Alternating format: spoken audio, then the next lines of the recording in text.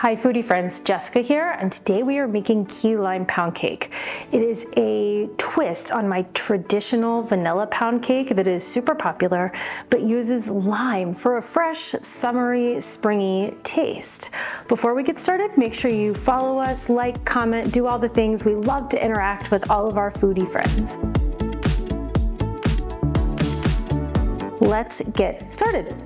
The first thing we're going to do is our dry ingredients, and I always sift my dry ingredients. I want to make sure that there aren't any clumps and that everything gets evenly distributed throughout the mix, so you don't end up with like a pocket of salt, because that'd be kind of gross. This can also lead to lumpy cakes if your leavener ends up in all one place. It's important to make sure you measure your flour appropriately. If you do not, and you just scoop in, the flour will be super packed and tight, and you'll often end up with too much flour, which can be one of the main reasons people end up with a dry or crumbly pound cake. If I was a real baker, and we all know I'm a super lazy baker, I would be measuring this using a kitchen scale.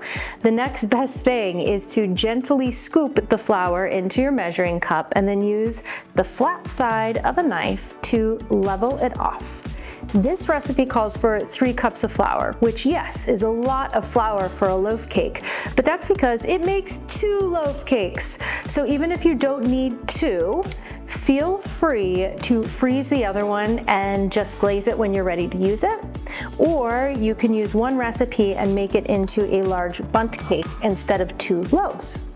We've got our 3 cups of flour, and now we need 1 teaspoon of baking powder and a 1/4 teaspoon of salt. Salt in baking is really important to even out all of the sweet ingredients. I'm gonna end up pouring a whole bunch of salt into my batter here that we don't want. We got it. I like the hand crank sifters. I just feel like they move faster, they're easier to use. The ones where you have to sit there and go like this, I end up getting a massive arm cramp by the time I'm done sifting. See, it's coming out nice and fine, and everything is evenly mixed, so I don't have to worry about any of those weird pockets of salt or leavener. Get it all on there, it's almost done. This is my kids' favorite thing to do when we're in the kitchen. They love taking turns sifting. Sometimes I even make 2 batches of dry ingredients just so that they both have something to sift and end up tossing the other one. I know it seems wasteful, but sometimes you gotta do what you gotta do to keep your kids happy and keep your own sanity, don't you? Okay. That last little bit there was clumping up at the bottom and the whisk wasn't getting it, so I just dumped it right on in. It'll be fine. I'm gonna set that aside along with my whisk and bring out my butter. This is 1 cup of unsalted butter. Unsalted is great in baking because you want to be able to add your own salt and control the salt. I've cut mine into tablespoons so that it softens a little bit quicker in the bowl. You want it to be softened but not totally room temperature, just easily pliable. So we've got our butter. We're going to use 2.5 cups of sugar. And that I am just dipping in because sugar weighs a lot more than flour, so it's a lot easier to pack in there, and that's how you would measure it anyway. And I'm eyeballing the 1/2 cup because, you know, that's how I do it. I'm really good at eyeballing things. So we're gonna cream these together before we start adding any of our other ingredients.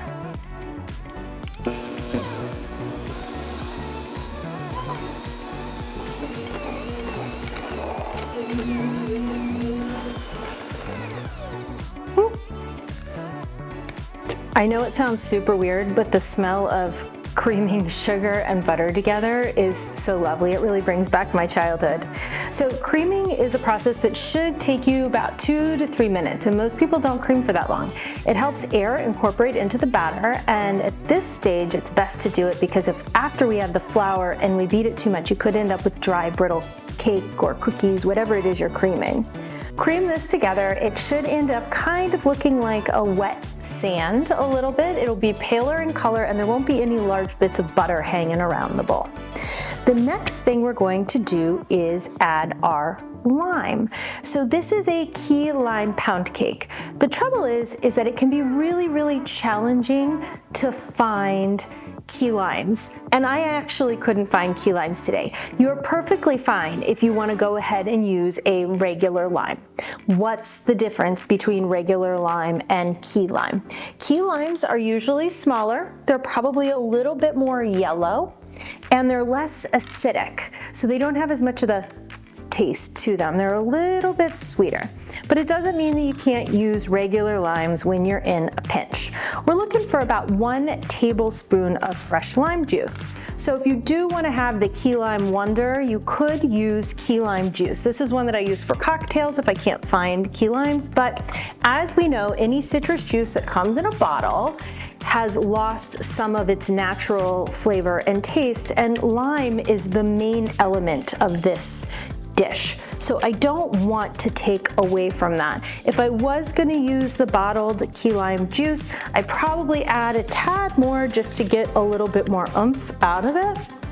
As is, these limes are giving me about 1/2 tablespoon per lime, so I'm going to use 2 of them. Key limes also have seeds in them, so be careful of that if you're using fresh key limes. Regular limes also have seeds, they just have more seeds, they're more plentiful seeds. We're also going to add zest to this recipe.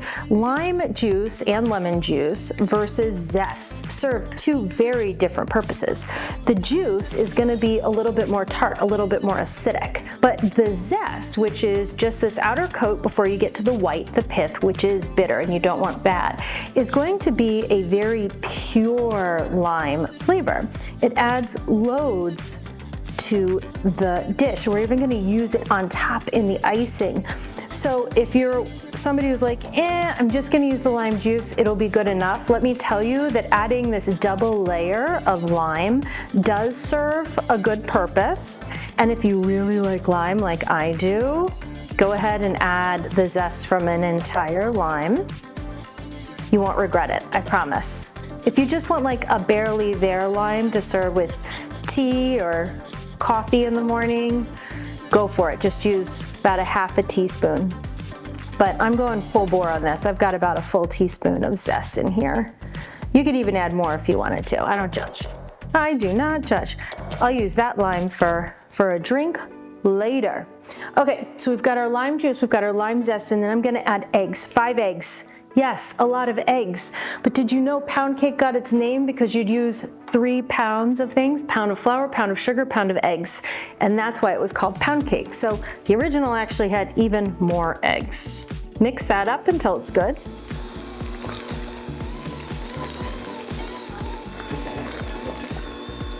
Okay, all my eggs are mixed in. So now we're gonna start adding our dry ingredients. I am going to incorporate the milk, whole milk. Don't go on the skim milk here, guys. We really want all of the fat and the body and the flavor. I'm dropping limes on the floor, it's okay. Cats will play with them later. We want all the body and fat from a full fat milk for this cake. It is cake, so the batter doesn't get too sloppy. I'm going to alternate milk with the dry ingredients. That'll keep it from getting too sticky and hard and not able to mix, but also too wet and then being just sloppy. I'm just gonna dip in my scoop here and do this in 3 even batches on a low speed, or else you're gonna end up with a flour bomb. No one likes that.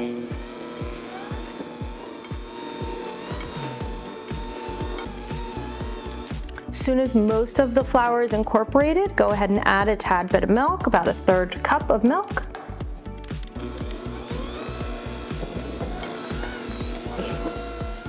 Next, another cup of flour. It was 1 cup of whole milk, so it's actually in about 3 cups of dry, so it's really easy to get those in even increments.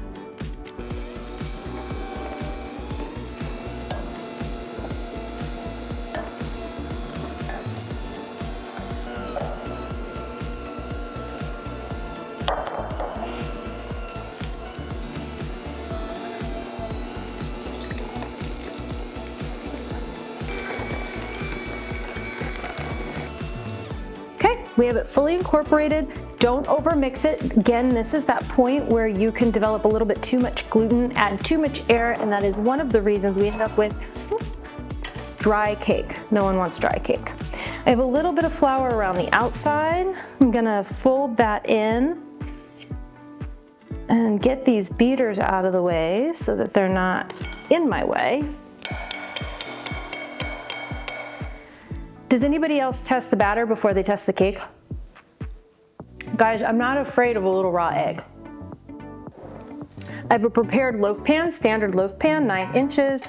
I'm going to pour half of this batter in. It's got cooking spray with a little bit of flour around the edges. So I'm gonna pour half of the batter in.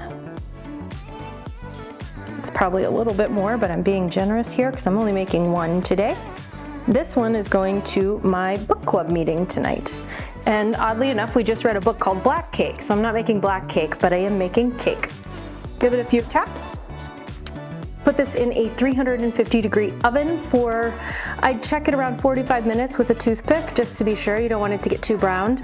If it does start to brown on the top, just loosely place a leaf of aluminum foil over top of it so that the cake will continue to bake, but the top won't brown.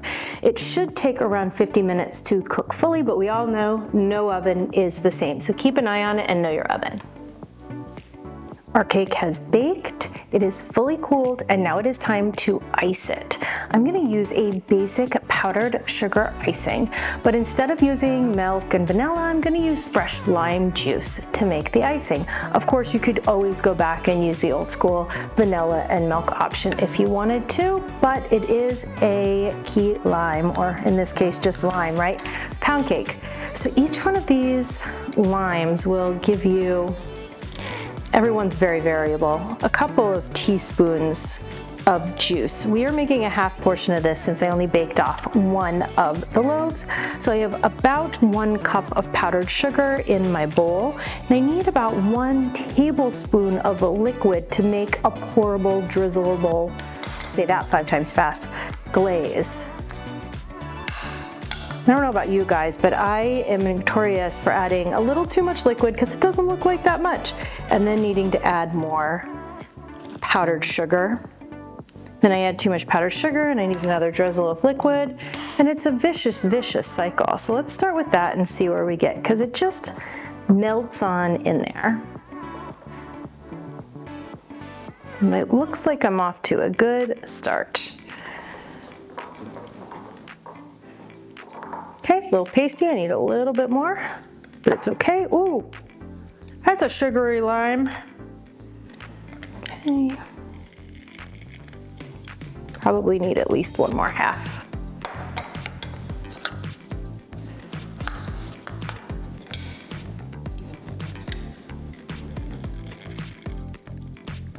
Got myself in the face on that one.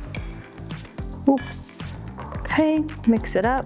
I think we're almost there. This is that point where I'm like, oh, I need more liquid, but if I just kept mixing, it'll all melt together perfectly fine. Okay, maybe I do need just 1 more liquid. So this is about 3 limes is what it ended up being. It'll change every time. Okay.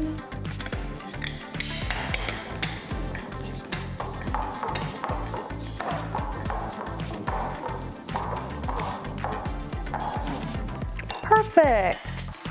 Move this aside. I've made a mess, but I did put down this aluminum foil to try not to make a mess with the icing. Just go ahead and drizzle it right over the center, and it'll do its own job getting out over those sides.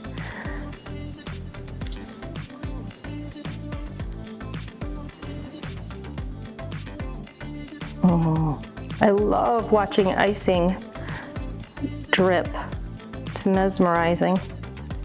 Okay, a little bit more on this corner. Okay, perfect. And to finish it off, I'm gonna do fresh lime zest, because remember, the zest and the juice have distinctly different flavors, and I'm trying to get all the lime in there I can possibly get for this refreshing cake. It's coming with me to my book club tonight that is being held in a swimming pool. Fancy, I know. So I figured, what more refreshing than a citrus cake? Okay, foodie friends, there you go. from my kitchen to yours, a beautiful key lime or lime pound cake. Have a great day.